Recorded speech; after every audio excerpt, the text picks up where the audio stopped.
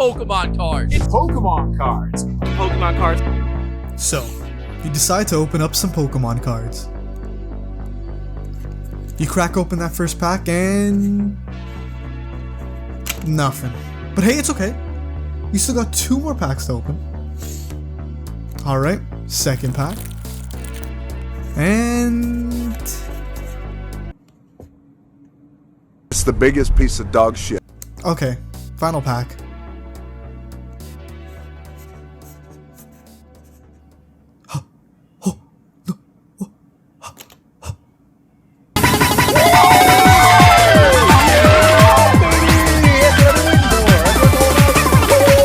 This guy's gotta be worth a fortune. $10. It's only worth $10. Are you okay? If you're watching this video, you probably have some sitting in your house right now.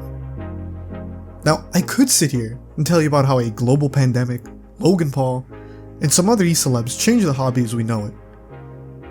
But that's been done by like 50 other YouTubers at this point. And as someone who's been with the hobby since day one, and stuck with it ever since, I'm here to give you the juicy stuff. Instead, I'm going to tell you about a very intrinsic problem with Pokemon cards that's been flying under the radar for the past decade. But before we address the problem, we need to go back to where it all started, the base set of Pokemon. Now in this set, you had your commons, your uncommons, your rares, and your holos.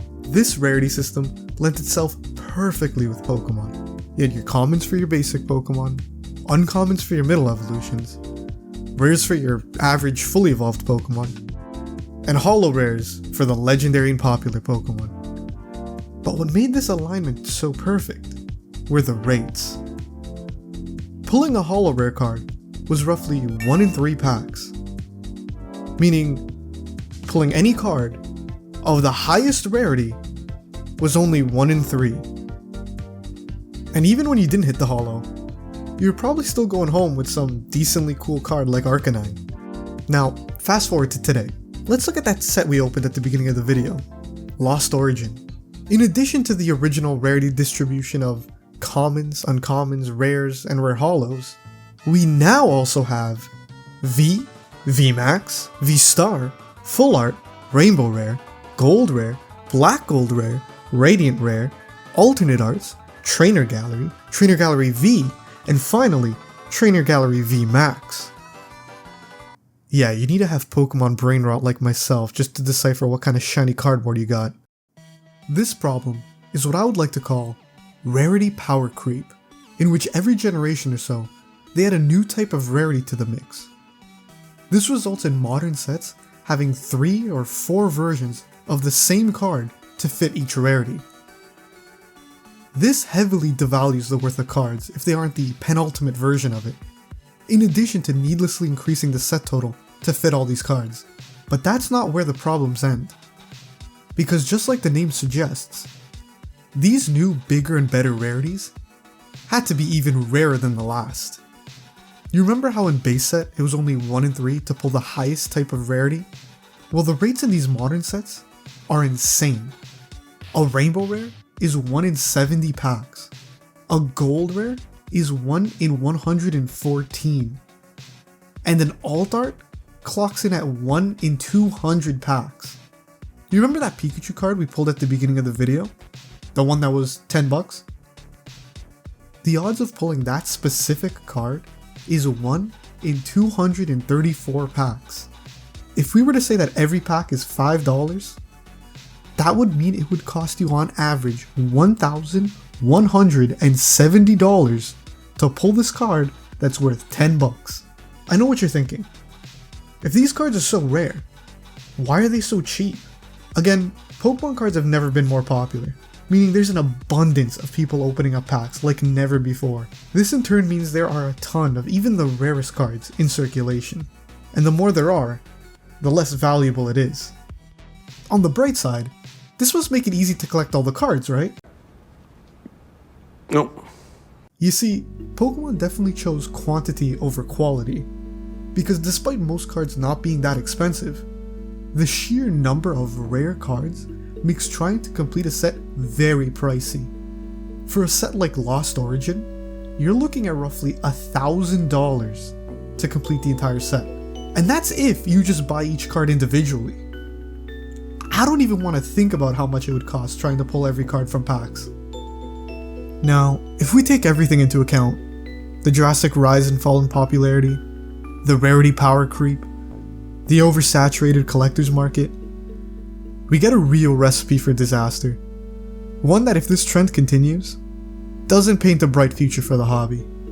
We'll be left in a scenario where pulling the top chase card will be harder than pulling the golden ticket. Willy Wonka. And the only people who can really enjoy the hobby are the ones willing to drop huge sums of money, making it impossible for the average person to enjoy. Just like our friend at the beginning of the video. Now, I can already hear some of you saying, Pokemon card collecting isn't about the money. And for the most part, you're right. It should be about the experience and the memory. And if there is anything to take away from this video, it's that you definitely shouldn't be opening up Pokemon cards for the money. But speaking from my own experience, what made a lot of those cards and memories special was that they were rare. I was able to get this thing that felt unique, that no one else had. It was this feeling of winning, overcoming the odds, much like when you aced a test in school, or beat Cynthia for the first time. But nowadays, it really devalues that experience when that prized card can be bought for less than the price of a chocolate bar, let alone less than the price you paid for that pack. Taking all of these factors into account, how do we fix this?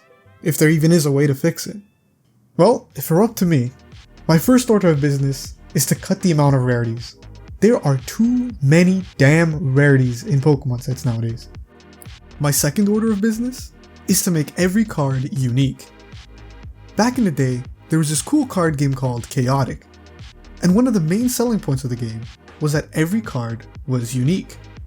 Each Chaotic card came with a unique combination of stats and a code that would allow you to add that unique card to your online deck. This made pack opening super exciting, because even pulling a duplicate could bring something new to the table.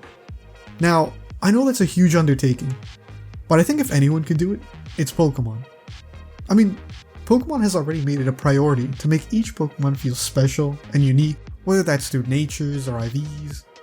So why not do that with the cards? You can have different HP or attack values, or hell, you can have cards with unique sizes like Pokemon Go, or alphas like Legends Arceus. This would mean that, regardless of how many cards are in circulation, that card will always feel special. Unfortunately, it'll never be the same as when you were a kid.